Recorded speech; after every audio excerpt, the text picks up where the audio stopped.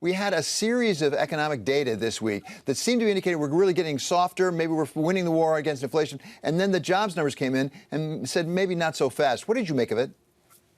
It's a conundrum, David, and it's continued to be a conundrum. The Fed's data driven, so we know they're going to pay attention to these numbers.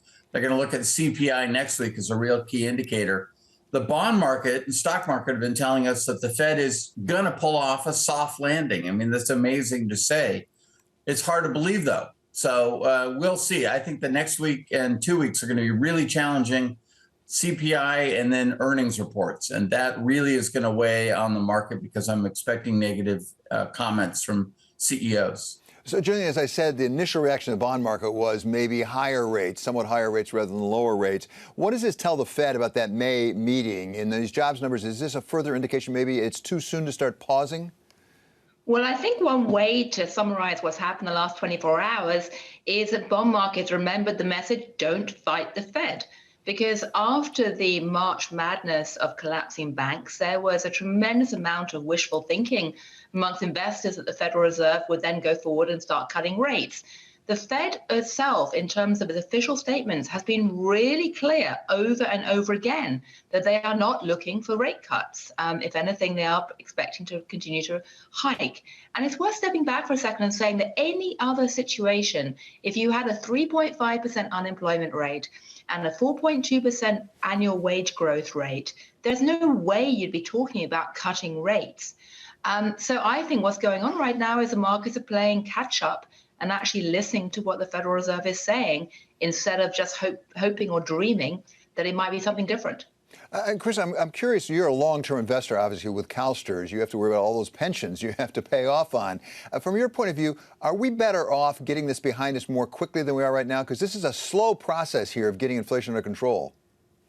It has been a very painful process, but that's the nature of inflation. The Fed's only tool is to raise rates, and that's an ineffective tool to compete against wage and what was starting commodity inflation. So I would like it to get over fast, but I don't think it will, David, because as Julian said, the markets are expecting a soft landing, but it's just really hard to believe that Powell can pull that off. I hope he can, but the numbers tell us that unemployment should start to increase pretty sizably.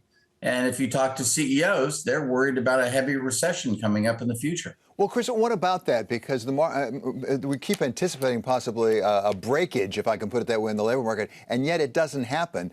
Does Jay Powell need there to be a spike up on unemployment in order to get where he wants to go? I don't know that he needs it. You know, the wages were only up 4%. That's still higher than he wants, but that's not bad. These numbers just are quite a conundrum. And I think that Powell's only tool is to raise rates. He will continue, at some point pause. And as Julian pointed out, the markets are expecting a pivot as early as the third quarter. I just don't see that. But we're going to find out which is right, the Fed or the markets. Gillian, does the Fed have a problem right now? They got the inflation issue wrong. I think everyone, including the Fed, even admits that they got it wrong, that so-called transitory inflation. And then we had that banking problem that developed, starting with Silicon Valley Bank. We'll come back and talk about that in more detail. But is the Fed got a problem here of credibility? They've made a couple of big mistakes, have they not, Gillian? Well, I think they certainly have made a couple of big mistakes. I mean, I've been one of those who've been really critical about the super loose monetary policy going on for far too long in the past. You know, what they're trying to do right now, and I think the market has forgotten this, is they are scrambling, they're racing to re-establish their credibility. Because frankly, for a central banker, there's nothing worse than thinking they've lost credibility. So, you know, they have made it really clear that they are not going to be bullied by the markets into cutting prematurely. They're also, though, and this is a really important point, they're trying very hard to signal to the markets that they are separating out monetary policy measures that are designed to target the economy from financial stability measures. They're trying to deal with the financial financial stability issue through all kinds of macroprudential tools, and they're trying to indicate that they're not going to loosen policy just for the financial stability reasons. Now, I think in many ways that is the right decision. I think that it's very clear to signal for their credibility that they are committed to trying to tackle inflation.